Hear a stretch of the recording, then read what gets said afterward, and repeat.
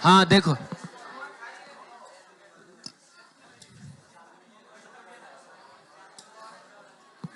ठीक है, देखिए इधर ऐसा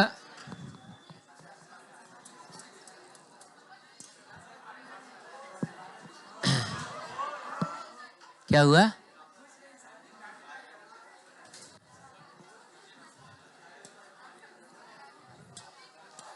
ठीक है, देखो ये मैं कह रहा था कि अगर दो सोर्स ऑफ लाइट जलाओगे तो जाहिर सी बात है कहीं इंटेंसिटी आपको 4I0 दिखेगा तो कहीं 0 दिखेगा, लेकिन वो इतना कम कम दूरी पे ये चेंज होता है ना कि हमारी आंखें उसको ऑब्जर्व नहीं कर पाती हैं। ये पिछली बार हम लोगों ने इसलिए ऑब्जर्व कर लिया था क्योंकि एक अच्छा खासा डिस्टेंस है, बोलिए ना, ये हो सकता है कि 10 सेंटीमीटर 15 सेंटीमीटर ऐसा डिस्टेंस हो, तो हम ये देख पा रहे हैं कि यहाँ एम्पलीट्यूड बहुत ज़्यादा है, यहाँ एम्पलीट्यूड कितना है, सीधे 0 है, ठीक है। लेकिन लाइट के केस में हम ये ऑब्जर्व नहीं कर पाते। तो बात यह है कि आखिर हम देख क्या पाते हैं? तो बाबू हम लोग ऑब्जर्व कर पाते हैं एवरेज इंटेंसिटी। एवरेज का मतलब है ना हमको सबसे मैक्सिमम वाला दिखता है, ना हमको सबसे मिनिमम वाला दिखता है, हमको एवरेज दिखता है। तो बाबू अगर आपको एवरेज इंटेंसिटी देखना है तो उसके लिए आप आई मैक्स और आई मिन को क्या करिए, जोड़ के और 2 से डिवाइड कर दीजिए। आई मैक्स हमने पढ़ा है √I1 प्लस √I2 का, और आई मीन पढ़ा है √I1 माइनस √I2 का होल स्क्वायर, और डिवाइडेड बाई क्या करना होगा, 2 करना होगा। चलिए a प्लस बी के होल स्क्वायर पे तोड़िएगा तो a स्क्वायर का मतलब I1, b स्क्वायर का मतलब I2 plus 2 √I1 √I2, plus का साइन दीजिए। a स्क्वायर का मतलब √I1 का स्क्वायर का मतलब कितना है, प्लस b स्क्वायर का मतलब हुआ I2, और माइनस 2 √I1 √I2, और आपको करना है डिवाइडेड बाई क्या, डिवाइडेड बाई 2 करना है। ये प्लस 2, शांत रहो, प्लस 2 √I1 I2 और माइनस 2 √I1 I2 कैंसिल हो जाएगा, ठीक है, कैंसिल हो जाएगा। और ये I1 प्लस I1 कितना, I1 plus I1 2I1, I2 plus I2 2I2, तो ये 2I1 plus 2I2 divided by कितना, 2 हो जाएगा, और ये हो जाएगा 2I1 plus I2 divided by 2 से 2 कटेगा, और आपको दिखेगा I1 प्लस कितना, I2, I1 प्लस I2 दिखेगा, ठीक है। और यही होना भी चाहिए एक्चुअली। मैंने कहने का मतलब एक बल्ब हमने जलाया उसकी इंटेंसिटी I1 है, दूसरा बल्ब अगर उसकी इंटेंसिटी, तो हमको क्या दिखना चाहिए, हमको I1 प्लस I2 दिखना चाहिए, हमको 4 गुना थोड़े दिखना चाहिए। एक बल्ब जला रहे हैं तो जितना ब्राइटनेस है, दूसरा बल्ब जला रहे हैं तो सीधे ब्राइटनेस 4 गुना थोड़े हो जाता है, अरे डबल ही ना होता है। मतलब एक लाइट सोर्स की इंटेंसिटी अगर I0 है, दूसरे लाइट सोर्स की इंटेंसिटी भी अगर क्या है, I0 है, तो मैं मानता हूं कि कंस्ट्रक्टिव इंटरफेरेंस के केस में 4I0, डिस्ट्रक्टिव इंटरफेरेंस के केस में 0। लेकिन एवरेज इंटेंसिटी कितनी होगी, कितनी होगी, तो 2I0 हो जाएगी। क्लियर है? तो यही हमको दिखता भी है, ठीक है। आगे बढ़ते हैं। ये बोल रहा है कि waves coming from incoherent sources. ऐसे मान लीजिए कि जो वेव्स आ रही हैं उनका वेवलेंथ और फ्रीक्वेंसी सेम, हाँ मतलब डिफरेंट कलर के वेव्स हैं, तो उनका इंटरफेरेंस ऑब्जॉर्व नहीं कर पाइएगा आप लोग, ठीक है। तो उस केस में फाइनल इंटेंसिटी के लिए हम लोग क्या करेंगे, कुछ नहीं करेंगे, दोनों की इंटेंसिटी को सीधा सीधा जोड़ देंगे। जब इंटरफेरेंस हो ही नहीं रहा है तो दोनों की इंटेंसिटी को आप सीधा सीधा, माने उसे अगर I1 आया, इसे अगर I2 आया, तो वहां पर इंटेंसिटी आपको कितनी दिखेगी, I1 प्लस I2 दिखेगी। तो ये चीज यहां पर बोल रहा है। हालांकि इनकोहेरेंट सोर्स सिलेबस में है नहीं, लेकिन ये वाला कॉन्सेप्ट कभी कभी कहीं कहीं पूछ दिया जाता है, ठीक है। बोल रहा है कि interference of light is the redistribution of which of the following physical quantity. Interference के बाद ऐसा कौन सा फिजिकल क्वांटिटी है जो रीडिस्ट्रीब्यूट हो जाता है, माने बदल जाता है। तो क्या फ्रीक्वेंसी बदल जाता है, इसका जो फ्रीक्वेंसी है, इसका जो फ्रीक्वेंसी है, रिजल्टेंट वेव का भी वही फ्रीक्वेंसी होता है, ये नहीं बदलता है, इंटेंसिटी बदलता है। तो हाँ, अगर इसका I1 है, इसका I2 है, तो रिजल्टेंट इंटेंसिटी कुछ और होता है। I1 plus I2 plus 2 under root I1 I2 cos phi होता है। तो ये बदल जाता है। वेवलेंथ भी बदलता है क्या? नहीं बदलता है। फ्रीक्वेंसी और वेवलेंथ सेम रहता है और स्पीड भी नहीं बदलता है। तो बस यही बदलता है, यही चीज रीडिस्ट्रीब्यूट होता है। ठीक है, आंसर होगा intensity. Right the 2 essential conditions for constructive interference ना। तो पहले तो आप ये लिख दीजिएगा पहला कंडीशन में कि जो वेव्स होने चाहिए वो कोहेरेंट सोर्स से निकले हुए वेव्स होने चाहिए, यानी कि उनका फ्रीक्वेंसी और उनका वेवलेंथ सेम होना चाहिए। पहला कंडीशन ये लिख दीजिएगा। और दूसरे कंडीशन में अब चूंकि कंस्ट्रक्टिव की ना बात कर रहा है तो बता दीजिएगा कि फाई होना चाहिए कितना, 0 plus minus 2 pi plus minus 4 पाई, ये भी लिख दीजिएगा। और कहीं ना कहीं आप ये भी लिख दीजिएगा कि delta x 0 plus minus lambda plus minus 2 lambda and so on, लिख दीजिएगा, हो जाएगा। बिहार बोर्ड ने पूछा है पैराग्राफ में, ठीक है, क्वेश्चन नंबर एक्चुअली ये 21 से लेके 23 होगा, ठीक है। अच्छा, ओरिजिनल क्वेश्चन ही गायब है। क्वेश्चन ये है, हाँ, दी ratio of intensities of 2 waves are 81:1। 2 waves हैं, क्या हुआ? उसमें क्वेश्चन नहीं है क्या है? उसमें भी नहीं है, उसमें होगा मेरे ख्याल से।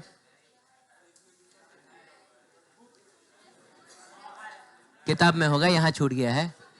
The ratio of intensities of 2 waves are कितना, 81:1।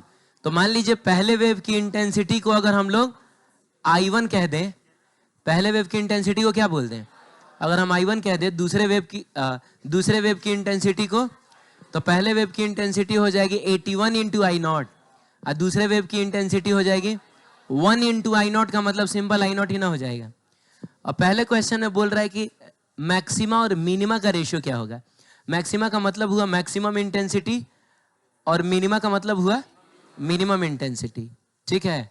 तो इसका मतलब हुआ कि हमको निकालना है I मैक्स और I मिन का रेशियो, ठीक है। I मैक्स होता है under root I1 plus under root I2 का होल स्क्वायर और I मिन होता है under root I1 minus under root I2 का होल स्क्वायर, ठीक है। अब वैल्यूज पुट करिए, तो under root 81 I0 plus under root क्या I0 इसका square divided by under root 81 I0 minus under root कितना I0 इसका होल स्क्वायर। अब यहां से हमको 9 under root I0 plus under root I0 का होल स्क्वायर मिलेगा और divided by 9 under root I0 minus under root I0 का होल स्क्वायर मिलेगा। अब 9 under root I0 plus under root I0 कितना हो जाएगा, है? अरे 9 under root I0 plus under root I0 कितना हो जाएगा, कितना होगा? अरे 9 हाथी प्लस 1 हाथी कितना होगा, 10 हाथी हो जाएगा। तो ये हो जाएगा 10 अंडर रूट I0 का square divided by 8 under root क्या I0 का होल स्क्वायर, ठीक है, ऐसा हो जाएगा। अब कहने का मतलब ये हुआ कि अंडर रूट I0 का होल स्क्वायर तो I0 होगा, यहाँ भी अंडर रूट I0 का होल स्क्वायर I0 से I0 कट जाएगा, यहाँ मिलेगा आपको 100 डिवाइडेड बाई कितना 64। अब 4 से काट लीजिए तो ये हो जाएगा 25 डिवाइडेड बाई 16। आंसर क्या हो जाएगा, सी वाला हो जाएगा, ठीक है। अरे बोलिए जल्दी, ठीक है। दोबारा पूछना है क्या, ये दोबारा पूछना है? The ratio of amplitude of light waves from 2 sources, मैंने कहने का मतलब है कि आपको एम्पलीट्यूड का रेशियो चाहिए। तो हम जानते हैं कि इंटेंसिटी डायरेक्टली प्रोपोर्शनल टू क्या होता है, एम्पलीट्यूड का स्क्वायर होता है। तो इसका मतलब हुआ कि I1 बाई I2 जो हो गया ना, वो एक्चुअली A1 बाई A2 का होल स्क्वायर होगा। I1 बाई I2 होगा, ठीक है। I1 बाई I2 जो होगा वो A1 बाई A2 का होल स्क्वायर होगा, ठीक है। तो आपको A1 बाई A2 ना निकालना है, तो आप स्क्वायर को इधर लेके चले आइए। तो ये A1 by A2 is equal to हो जाएगा under root I1 by I2 हो जाएगा। हम जानते हैं अंडर रूट I1 81 I0 है और अंडर रूट I2 कितना है, सॉरी I1 है 81 I0, I2 है I0 से I0 कटेगा और ये हो जाएगा आपका 9/1। आंसर कौन सा हो जाएगा? ए नंबर ऑप्शन इसका सही हो जाएगा। ये समझ में आया तुमको? ठीक है। For maximum intensity the value of cos phi, जैसे हम लोग आई बराबर जानते हैं ना कि I1 plus 2 under root I1 I2 और कॉस फाई होता है। तो अगर हम चाह रहे हैं कि ये चीज मैक्सिमम हो जाए तो हमको कॉस फाई को मैक्सिमम करना होगा ना, और कंस्ट्रक्टिव इंटरफेरेंस के केस में यही किया भी था हम लोगों ने। तो कॉस फाई मैक्सिमम कितना होता है? कितना होता है? कॉस फाई मैक्सिमम कितना होता है? हाँ बोलो ना, कॉस कितना होता है? +1 होता है। कितना होता है? दोनों का मतलब नहीं, मैक्सिमम -1 भी होता है। कॉस फाई मैक्सिमम कितना होता है? 1 होता है। 0 डिग्री पे, 360 डिग्री पे, है कि नहीं? 0 पे, 2 पाई पे, 4 पाई पे कॉस फाई मैक्सिमम होता है और इसकी वैल्यू हो जाती है 1, ठीक है। ये आपका यहां गलती से 4I0 छूट गया है। तो intensity is equal to 4I0 cos square phi by 2। Actually इसी चीज को आपको प्रूफ करना है।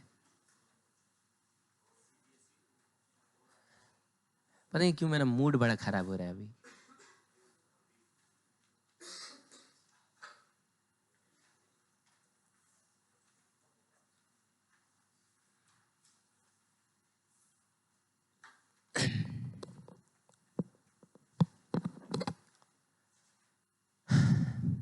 ये जब सोर्सेस आइडेंटिकल हो तो उस केस में जो इंटेंसिटी आता है 4I0 cos square 5/2, second last class में हम लोगों ने डिराइव किया था लास्ट में जाते जाते। कुछ नहीं है, बस उसी का पूरा डेरिवेशन है। अंतर बस इतना है कि हम लोगों ने y1 बराबर a साइन ओमेगा टी और y2 बराबर a sine omega T plus 5 लिया था। इसने कॉस लिया है, लेकिन बाकी कोई अंतर नहीं आएगा। अभी भी अगर हमको एम्पलीट्यूड निकालना होगा तो हम यही करेंगे, इसको a, अच्छा ये तो बेचारा A1 और A2 भी नहीं लिया है, सिर्फ A और A ले लिया है ना। हाँ तो कोई बात नहीं है, हम इसको A ले लेंगे तो इसको भी क्या ले लेंगे? A ले लेंगे। बीच का फेज डिफरेंस कितना ले लेंगे?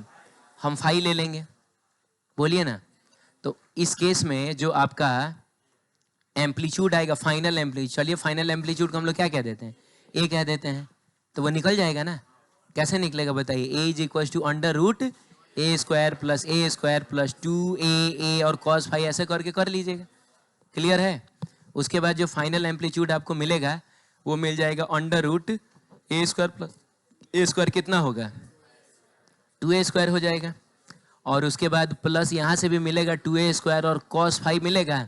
एक काम करिएगा, 2A स्क्वायर को यहीं पे आप कॉमन ले लीजिए। तो अंडर रूट 2A स्क्वायर को अगर आप कॉमन ले लीजिएगा, 1 प्लस कितना मिलेगा? कॉस फाई मिलेगा। 1 प्लस कॉस फाई का मतलब होता है 2 कॉस स्क्वायर 5/2। तो ये हो जाएगा अंडर रूट 2A स्क्वायर और इंटू 2 कॉस स्क्वायर 5/2, ऐसा हो जाएगा। अब यहाँ से बताइए हमको फाइनल एम्पलीट्यूड कितना मिल रहा है? तो ये 2 और 2 मिल के 4 होगा। तो 4 तो 2 बन के ना बाहर निकलेगा, A स्क्वायर A बन के बाहर निकलेगा ना। और ये कॉस स्क्वायर 5/2 जो है वो नॉर्मल कॉस 5/2 बन के बाहर निकलेगा। ये बात समझ में आई? हाँ, उसके बाद अब हम लोग क्या करेंगे? पहले वेव का जो इंटेंसिटी है, अब चूंकि एक मिनट, चूंकि दोनों का एम्पलीट्यूड क्या है? सेम है, यानी दोनों की इंटेंसिटी भी सेम ही होगी ना। सिंस हम लोग ये बात जानते हैं कि इंटेंसिटी डायरेक्टली प्रोपोर्शनल टू क्या होता है? एम्पलीट्यूड का स्क्वायर होता है। तो जाहिर सी बात है ये हम फाइनल इंटेंसिटी ना लिखे हैं। क्यों फाइनल इंटेंसिटी लिखे हैं? क्योंकि ये फाइनल वाला एम्पलीट्यूड का स्क्वायर लिखे हैं। बोलो, तो यहां से तुम कर लेना, ए स्क्वायर इज इक्वल्स टू हो जाएगा समथिंग के इंटू आई। मैंने कहने का मतलब है कि उल्टा भी तो लिख सकते हो, A square also directly proportional to क्या, आई। तो इस हिसाब से देखा जाए तो स्मॉल ए का स्क्वायर क्या हो जाएगा, समथिंग के इंटू आई नॉट हो जाएगा, जिसमें आई नॉट क्या है, तो इसकी इंटेंसिटी है और इसकी भी इंटेंसिटी है। दोनों की इंटेंसिटी हम लोग सेम ले रहे हैं क्योंकि दोनों का एम्पलीट्यूड भी सेम है। क्लियर है? हाँ, तो मिला जुला के देखा जाए तो अब हमको करना बस इतना सा है कि यहां से आप एक काम करिए ना, इसको अंडर रूट के इंटू आई लिख दीजिएगा। ए बराबर अंडर रूट के इंटू आई, उसको आप यहां रख लीजिएगा। बोलिए, और इसकी जगह पे अंडर रूट के इंटू आई नॉट रख लीजिएगा। बोलिए, पता नहीं अगले पेज पे है कि नहीं जगह, इधर हम लोग कहीं हटाते हैं इसको, ठीक है। ठीक है, चलिए ए की जगह पे क्या लिखा जाए, अंडर रूट के आई बराबर 2 को रहने दो, और उस स्मॉल ए की जगह पे क्या लिखोगे, अंडर रूट के आई नॉट लिखोगे, और उसके बाद तुम लिखोगे cos 5/2। आप दोनों साइड स्क्वायर कर दीजिए, और उसके बाद के से के कैंसिल हो जाएगा, तो इधर आई इज इक्वल टू आपको क्या मिलेगा 4, और के कैंसिल हो चुका है तो खाली आई नॉट ही ना मिलेगा, और चूंकि तुमने स्क्वायर किया है तो cos स्क्वायर 5/, तो हम ऐसे भी जा सकते हैं। ठीक है, हम ऐसे भी जा सकते हैं, इतना कर लीजिएगा। मेरे ख्याल से ये 3 नंबर का क्वेश्चन है, तो आपको 3 नंबर मिल जाएगा। ठीक है, आगे बढ़ते हैं, बात करेंगे condition for observing sustained interference with good contrast. Sustained interference का मतलब हुआ ना, सस्टेन्ड इंटरफेरेंस का मतलब हुआ कि वो इंटरफेरेंस का पैटर्न हमको बढ़िया से दिखाई दे और उसका कॉन्ट्रास्ट भी काफी अच्छा हो।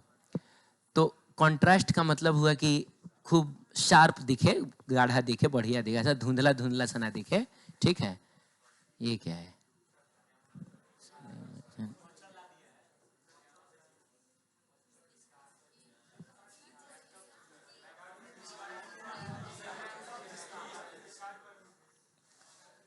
ठीक है, तो हमको पैटर्न खूब बढ़िया से दिखे, तो उसके लिए क्या क्या कंडीशन होना चाहिए। तो पहला बोल रहा है कि इनिशियल फेज डिफरेंस